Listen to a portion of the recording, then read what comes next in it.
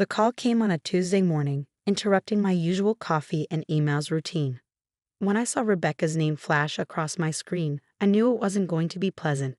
It never was with her. "Hello, Rebecca," I answered, keeping my voice neutral. "I've sold the house," she announced without preamble, her tone dripping with satisfaction. "The papers are signed, and the new owners move in next week. I hope you've learned your lesson about respecting your elders." My name is Olivia Matthews, and the house Rebecca was so smugly talking about was my childhood home. The one my father had left me when he passed away 2 years ago. Or at least, that's what Rebecca thought. "The house?" I repeated, fighting to keep the amusement out of my voice. "You mean Dad's house?" "Don't play dumb, Olivia. You know exactly which house. The one you've been squatting in rent-free since your father died." "Well, that ends now. I found buyers who will actually appreciate the property." I took a slow sip of my coffee, remembering the meeting I'd had with Dad's lawyer, Mr. Harrison, just days after the funeral. Rebecca had no idea about that meeting, about the documents we'd signed, or about the real ownership of the property. "That's interesting," I said carefully. "And you're sure everything's legal?" She scoffed. "Of course it's legal. I'm his widow, and the house was in his name. You may have been his precious daughter, but I have rights too. Maybe next time you'll think twice before questioning my decisions about the remodeling." There it was. The real reason behind this power play. 3 months ago, I'd stopped Rebecca from gutting the house's historic features: the hand-carved banisters, the original hardwood floors, the stained glass windows my father had lovingly restored over the years. She'd wanted to modernize everything, to erase every trace of the home my father had created. "I see," I said. "Well, I hope you got a good price for it." "Don't worry about the price," she snapped. "Just make sure you're out by next Friday. The new owners are eager to start their renovations." I could almost see her smirking, imagining me scrambling to pack up and move out. If only she knew. "Thanks for letting me know," I replied. "Goodbye, Rebecca." As I hung up, I couldn't help but smile. Rebecca had always underestimated me, just as she underestimated my father's foresight. She thought she knew everything about our family's affairs, but there was so much she didn't understand. I picked up my phone again and dialed Mr. Harrison's number. "Olivia," he answered warmly. "I was expecting your call." "She did it," I said. "She actually tried to sell the house." "Did she now?" I could hear the amusement in his voice. "Well, this should be interesting. Would you like me to set things in motion?" "Yes, please. And Mr. Harrison, make sure the buyers understand exactly what's happening. I don't want innocent people caught in Rebecca's mess." After hanging up, I walked through the house, my house, running my hand along the walls my father had painted, the door frames he'd restored, the window seats where we'd spent countless hours reading together. Every inch of this place held memories, stories, pieces of our life together. Rebecca had married my father 5 years ago, when I was 23. At first, she played the part of the caring stepmother perfectly, all smiles and sweet words. But after the wedding, her true colors started showing. She tried to drive a wedge between Dad and me, made snide comments about our close relationship, and constantly pushed to change things about our home. Dad saw through her eventually, but by then his health was failing. In his final months, he called me into his study one evening while Rebecca was at her weekly spa appointment. "Livy," he'd said, using his old nickname for me, "I need you to trust me. Things aren't what they seem with Rebecca, and I've made arrangements. When the time comes, go see James Harrison. He'll explain everything." I'd wanted to ask more questions, but Dad had been so tired, so weak. 2 weeks later, he was gone. Rebecca had barely waited until after the funeral to start asserting her authority over the house and everything in it. She'd moved my father's belongings into storage, redecorated rooms without consulting me, and made it clear that she considered herself the sole owner of the property. What she didn't know was that my father had seen this coming. The meeting with Mr. Harrison had revealed just how carefully Dad had planned everything. The house, despite appearances, had never been in his name alone. Through a series of legal maneuvers I didn't fully understand, he protected it, and me, from exactly this kind of situation. My phone buzzed with a text from Rebecca. "I expect the keys on my desk by Thursday. Don't make this difficult, Olivia." I smiled, typing back, "Don't worry, Rebecca. Everything will work out exactly as it should." She didn't respond, probably thinking she'd won. But the real show was about to begin. and I had front row seats to watch her carefully constructed plans fall apart. My father had always told me that patience was a virtue. Sometimes he'd say the best response is to simply wait and let people reveal their true nature. Well, Rebecca had certainly revealed hers. Now it was time for her to learn about mine. I spent the rest of the morning going through some old photos I'd found in Dad's study. There was one of us working on the house together, covered in paint and sawdust but grinning like fools. Another showed us in the garden he planted, surrounded by the roses he'd lovingly tended. Rebecca had wanted to dig up those roses last spring, claiming they were old-fashioned. I'd stopped her then, just as I was about to stop her now. My phone rang again. Mr. Harrison. "The wheels are in motion," he said. "The buyer's lawyer has been notified of the situation. They're understandably upset with Rebecca, but relieved they found out before money changed hands." "How long until she finds out?" "I'd say by this afternoon. Their lawyer is drafting a strongly worded letter as we speak. Would you like me to be present when she receives it?" I thought about it for a moment. No, I decided. Let her deal with it alone. She needs to understand exactly what she's done. As you wish, but Olivia, be prepared for the fallout. People like Rebecca don't take humiliation well. He was right about that. Rebecca had always been proud, always needed to be in control. Finding out that she tried to sell a house she had no right to, that she'd made a fool of herself in front of potential buyers, it would hit her hard. But then again, that was exactly the point. The fallout came faster than I expected. Around 3 in the afternoon, my phone exploded with notifications, multiple missed calls, and increasingly furious texts from Rebecca. "What AVU do you want?" The last message read, all caps conveying her rage. I was sitting in the garden among my father's roses when she pulled into the driveway. Her Mercedes screeched to a halt, and she stormed out, waving what I assumed was the lawyer's letter. "You conniving little witch," she screamed, her carefully maintained facade cracking completely. "You knew about this all along." I remained seated, calm despite her fury. Knew about what, Rebecca? Don't play innocent with me. She thrust the letter in my face. "The trust, the property transfer, all of it. You and James plotted this behind my back." "No," I corrected her gently. "Dad and Mr. Harrison arranged it. I just followed his instructions." Her face contorted with rage. "Your father would never do this to me. This has to be a mistake." Actually, I stood up, brushing dirt from my jeans. "Dad did exactly this to protect both me and the house. He saw through you, Rebecca. He knew exactly what you tried to do after he was gone." She took a step back, her designer heels sinking slightly into the soft garden soil. "That's impossible. He trusted me. He loved me." "Did he?" I asked quietly. "Or did he just let you think he did?" The color drained from her face as the implications of my words sank in. My father, the man she thought she fooled completely, had outmaneuvered her from beyond the grave. The house was never in his name. I continued, watching her process each revelation. "He transferred it to a trust years ago, long before he met you. I'm the sole beneficiary. You had no right to try to sell it." "You're lying," she whispered, but I could see the doubt in her eyes. "Check the property records," I suggested. "They're all public. Dad made sure of that too. He wanted everything to be transparent when the time was right." Rebecca's hands were shaking now, crumpling the lawyer's letter. "The buyers, they're threatening legal action. Do you have any idea how humiliating this is? Almost as humiliating as trying to throw your stepdaughter out of her own house." I countered. "Or maybe as humiliating as spending years pretending to care about someone just to get their money." She flinched as if I'd slapped her. "You don't understand anything about my relationship with your father." "I understand more than you think. Dad told me everything before he died, about the prenup you refused to sign, about the mysterious withdrawals from his accounts, about the men you met with while he was in the hospital." Her eyes widened. "He knew. He knew everything, Rebecca. He just waited, watched, and planned. Like father, like daughter, I suppose." She took another step back, her expensive suit now stained with garden dirt. "This isn't over," she threatened, but her voice lacked conviction.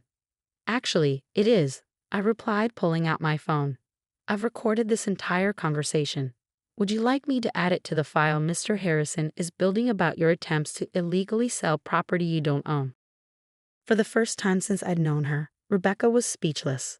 She stood there, surrounded by my father's roses, looking completely lost. I'll make this simple, I said. Leave. Leave the house, leave me alone, and most importantly, leave my father's memory alone. If you try anything else, any more schemes, any more attempts to take what isn't yours, everything comes out. The affairs, the money, all of it. You wouldn't dare, she hissed. It would damage your precious father's reputation. I smiled, channeling the same quiet strength I'd always admired in Dad. His reputation can handle the truth, Rebecca. Can yours? She stared at me for a long moment, calculation visible in her eyes. Finally, her shoulders slumped slightly. Fine, she spat. Keep the house. Keep your little victory, but don't think this means you've won. I already have, I said simply. I won the moment Dad saw you for who you really are. She turned and stormed back to her car, her heels sinking into the grass with each angry step. As she drove away, I noticed she dropped the lawyer's letter in the garden. Picking it up, I smoothed out the crumpled paper. The legal language was complex, but the message was clear. Rebecca had no claim to the house, had never had any claim to it, and her attempt to sell it constituted fraud. My phone buzzed. A text from Mr. Harrison. How did she take it? About as well as we expected, I replied. But I think she's done. Your father would be proud, he wrote back. He always said you were stronger than anyone knew.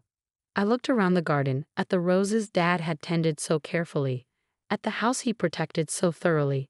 He'd known this day would come, had prepared for it in ways I was only beginning to understand. Rebecca had thought she was teaching me a lesson about respect. Instead, she'd learned one about underestimating people, both the living and the dead. The weeks following Rebecca's confrontation brought unexpected changes. The house felt different somehow, lighter, as if a shadow had been lifted. I spent my evenings restoring rooms to their original state, undoing Rebecca's hasty modernization attempts. One evening, while sorting through boxes in Dad's study, I found a letter addressed to me in his familiar handwriting. The envelope was dated just days before his death. My hands trembled as I opened it. My dearest Livy, if you're reading this, then everything has played out as I expected. Rebecca has probably tried to take the house by now, and you've learned of the trust arrangements I made with James. I'm sorry I couldn't tell you everything while I was alive. Rebecca was watching too closely, and I needed her to believe she had won. You see, I discovered her true nature about a year into our marriage, but by then she had already shown her hand. The mysterious illness that landed me in the hospital? Not so mysterious after all. I had James investigate the occasional dizzy spells, the confusion, the gradual weakening. Rebecca had been adding something to my evening tea. Not enough to kill me quickly, but enough to make it look like natural decline. I played along, let her think she was succeeding. Meanwhile, I made arrangements to protect you and everything we built together. This house isn't just a building, Livy. It's our legacy, every repair and restoration a memory we shared. I know it must have hurt, watching me seem to choose her over you those last few months. Please forgive me for that deception. I needed her to believe she had complete control so she wouldn't suspect what was coming. There's more you need to know. Check behind the loose brick in the study fireplace. I left something there for you. Remember, strength isn't always about confrontation. Sometimes it's about patience, about waiting for the right moment to act. I love you, my darling girl. Dad. I sat there for a long time, tears falling onto the letter. Everything made sense now, his distant behavior in those final months, the cryptic conversations, the way he'd insisted on having tea alone with Rebecca every evening. Moving to the fireplace, I found the loose brick easily. Behind it was a small USB drive and another note. Show this to the police when you're ready. The drive contained videos from hidden cameras Dad had installed, footage of Rebecca adding something to his tea, of her secret meetings with other men, of her phone calls discussing her plans for after his death. He documented everything. My hands shaking, I called Mr. Harrison. James, I said when he answered, I found Dad's letter. And the drive. He was quiet for a moment. Are you ready to take the next step? I thought about it. The evidence on the drive was damning. Attempted murder, fraud, conspiracy. Rebecca wouldn't just lose her social standing. She faced serious criminal charges. Not yet. I decided. Let's keep it as insurance. For now, knowing we have it is enough. Your father said you'd say that. He replied, and I could hear the smile in his voice. He always said you had his sense of strategy. The next morning, a large envelope arrived from Rebecca's lawyer. Inside was a formal document relinquishing any claims to the house or my father's estate, along with a brief note. You win, Olivia. I'm leaving the state. Don't worry about hearing from me again. Just keep what you know to yourself. She'd found the cameras. Of course she had. She would have been searching the house for anything incriminating after our confrontation. The evidence on the drive was just backup. The threat of its existence was enough. I stood in Dad's study, surrounded by the life we'd built together, and felt a deep sense of peace. He had protected me one last time, taught me one final lesson about patience and strategy. The house remained as he'd wanted it, preserved, cherished, a testament to our bond. Rebecca's attempt to steal it had failed, just as her attempts to come between us had ultimately failed. In the garden, Dad's roses bloomed more beautifully than ever. I tended them carefully, honoring his memory in every flower that opened. Sometimes, while working among them, I could almost hear his voice. Remember, Livy, the strongest roots grow in silence, hidden from view until the right moment to bloom. He had been right, of course. Strength wasn't always about confrontation. Sometimes it was about waiting, watching, and letting people reveal their true nature. Rebecca had taught me about deception, about the masks people wear. But Dad had taught me something far more valuable: how to see through those masks, how to protect what matters most, and how to win without losing yourself in the process. The house stands as it always has, a monument to love, patience, and justice served quietly but completely. And somewhere, I like to think Dad is smiling, knowing that his final lesson was well learned. As for the USB drive, it remains behind that loose brick, a silent guardian ensuring that some stories stay buried, at least for now. After all, as Dad always said, timing is everything. I always knew my sister Rachel would try to ruin my wedding. I just didn't expect her to do it quite so spectacularly. My name is Emma Collins, and I met the love of my life, James, while he was waiting tables at a small Italian restaurant in downtown Boston. At least that's what everyone thought. The truth was far more interesting, but we'll get to that. He's a waiter? Rachel had sneered when I told my family about him. Really, Emma? With your education and background, you could do so much better. That was Rachel, always measuring everything by status and money. She'd married a hedge fund manager right out of college and never let anyone forget it. The fact that I, her Yale-educated younger sister, would settle for someone who served pasta for a living was apparently a personal affront. What she didn't know was that James had a very good reason for working at that restaurant. As the secret heir to the Romano restaurant empire, he believed in learning the business from the ground up. Every aspect of it, from washing dishes to serving customers. But we'd agreed to keep that quiet until after the wedding. Let them judge, he'd said, his dark eyes twinkling. It's more fun that way. The morning of our wedding dawned bright and clear. The small church we'd chosen was perfect. Intimate, elegant, nothing like the extravagant affair Rachel had thrown for her own wedding 3 years ago. I was in the bridal suite, my mother fussing with my veil, when Rachel burst in. You can't go through with this, she declared, still wearing her designer dress like armor. Do you know what people are saying? That you've lost your mind. The only person saying that is you, Rachel, my mother said tiredly. She'd grown weary of Rachel's drama over the past few months. Mom, she's throwing her life away. He probably just wants her money. I couldn't help but laugh at that. My modest teacher's salary compared to James's hidden billions was almost comical. But Rachel took my laughter as defiance. Fine, she snapped. Ruin your life. But don't come crying to me when you're living in some cramped apartment above a restaurant. If she only knew about the penthouse James and I had already picked out, or the private island where we'd be spending our honeymoon. But I held my tongue, remembering our agreement. The truth would come out soon enough. The ceremony began beautifully. James stood at the altar, looking handsome in his tailored suit, which Rachel had probably assumed was rented. Our closest friends and family filled the pews, though notably fewer on my side since Rachel had convinced several relatives it wasn't worth attending. Then came the moment that would be talked about for years to come. If anyone knows any reason why these two should not be joined in marriage, speak now or forever hold your peace. Rachel stood up. This is ridiculous, she shouted, her voice echoing through the church. Emma, you're making a huge mistake.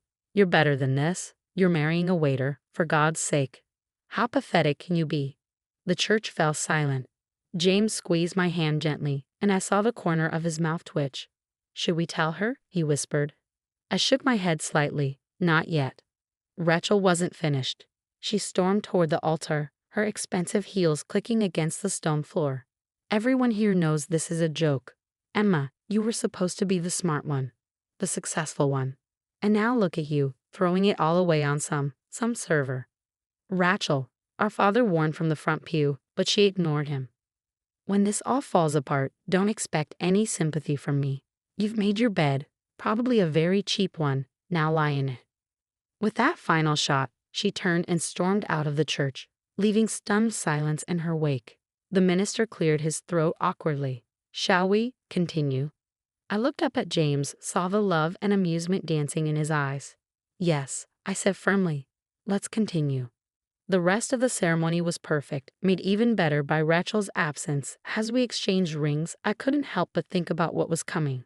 The reception would be at one of James's family's most exclusive restaurants, one that had been mysteriously closed to the public for the day. Rachel had no idea that her very public tantrum was about to backfire in the most spectacular way possible, and I couldn't wait to see her face when she realized just how wrong she'd been about everything. But first we had to get through the pictures and the drive to the reception. James helped me into the rented vintage Rolls-Royce, actually from his personal collection, as our guests showered us with rice. "Ready for Act 2? He murmured in my ear. I smiled, thinking of the scene that was about to unfold at the reception. "More than ready. Do you think she'll show up?" "Oh, she'll show up," he said confidently. "People like Rachel can't resist a chance to feel superior. She'll come just to watch what she thinks will be a cheap, embarrassing reception." He was right, of course. Rachel might have stormed out of the ceremony, but there was no way she'd miss the chance to criticize every detail of our celebration. She had no idea she was walking into a reveal that would leave her speechless. As we drove toward the reception, I thought about how perfectly everything had played out. Rachel's outburst, while hurtful, had only made what was coming sweeter. Sometimes the best revenge isn't about getting even. It's about letting someone's own actions set the stage for their humiliation. The Romano, James's family's flagship restaurant, loomed ahead. Its elegant facade and prime location usually hosted celebrities and dignitaries. Today it would host a revelation that would change my family dynamic forever. "Here we go," James said, helping me out of the car. "Ready to show your sister who she really just insulted in front of everyone?" I smoothed my dress and took his arm. "Let's give her a show she'll never forget." The doors of the Romano swung open, and I heard the collective gasp from our arriving guests. Crystal chandeliers cast a warm glow over marble floors and hand-painted murals. White-gloved servers circulated with champagne, each bottle worth more than what most people thought James made in a month. "This must be a mistake," I heard someone whisper. "How could they afford this place?" Rachel arrived fashionably late, probably expecting to find us in some budget banquet hall. She froze in the doorway, her perfectly made-up face twisted in confusion. "There's been a mix-up," she said loudly, approaching me. "This is the Romano. They don't do wedding receptions, ever." "They made an exception," James said smoothly, appearing at my side. "For family." Before Rachel could respond, an elderly man in an impeccable suit approached us. Everyone in the restaurant business knew Antonio Romano, the patriarch of the Romano Empire. He was notoriously private, rarely seen in public. "James," he said warmly, embracing my husband. "My grandson, finally married to his beautiful Emma." The silence in the room was deafening. Rachel's champagne glass slipped from her fingers, shattering on the marble floor. "Grandson?" she choked out. "What do you mean, grandson?" Antonio turned to her, his eyes sharp despite his age. "And you must be the sister who caused such a scene at the church. Tell me, what was it you called my grandson?" "Ah, yes, some server." The color drained from Rachel's face as the truth sank in. James wasn't just a waiter. He was the heir to one of the largest restaurant empires in the country. The Romano Group owned hundreds of high-end establishments across the globe, along with hotels, vineyards, and real estate. I didn't know," she stammered. "Clearly," Antonio said dryly. "Perhaps next time you'll remember that true class isn't about what someone does for a living, but how they treat others." James squeezed my hand as Rachel stood there, mortified. Around us, guests were beginning to whisper as they pieced together the truth. The simple wedding ceremony followed by this lavish reception. The waiter, who was actually restaurant royalty. "Why did you tell me?" Rachel demanded, finding her voice. "You let me believe. You let me make a fool of myself." Would it have mattered? I asked quietly. Would you have treated James differently if he'd known who he really was? Because that's exactly why we didn't tell anyone. We wanted to know who our true friends were. "But I'm your sister." "Yes," I said. "Which makes your behavior even worse. You couldn't even be happy for me unless you approved of my choice's social status." Antonio cleared his throat. "If you'd like to leave, no one would blame you. You've already provided enough entertainment for one day." Rachel's face flushed deep red. She looked around the room, seeing the judgment in everyone's eyes. The same people who had witnessed her outburst at the church were now watching her humiliation. "I should go," she muttered. "Stay," James said unexpectedly. Everyone turned to look at him. "Stay, enjoy the reception. Consider it a chance to start over, to see people for who they are, not what they own or what they do for a living." I looked at my husband with pride. Even after Rachel's awful behavior, he was showing more class than she ever had. She hesitated, then slowly nodded. I'd like that, and I owe you both an apology." "Yes, you do," Antonio agreed. "But perhaps that can wait until after the first dance. I believe my grandson and his bride have waited long enough to celebrate properly." As James led me to the dance floor, I caught glimpses of Rachel's face. She stood alone, watching us swirl beneath the chandeliers, probably calculating how many times she'd have to apologize before she could start bragging about her connection to the Romano family. "She'll never change completely," James murmured, reading my thoughts as always. "No," I agreed. "But maybe she'll think twice before judging someone based on their job again." The reception continued like a fairy tale.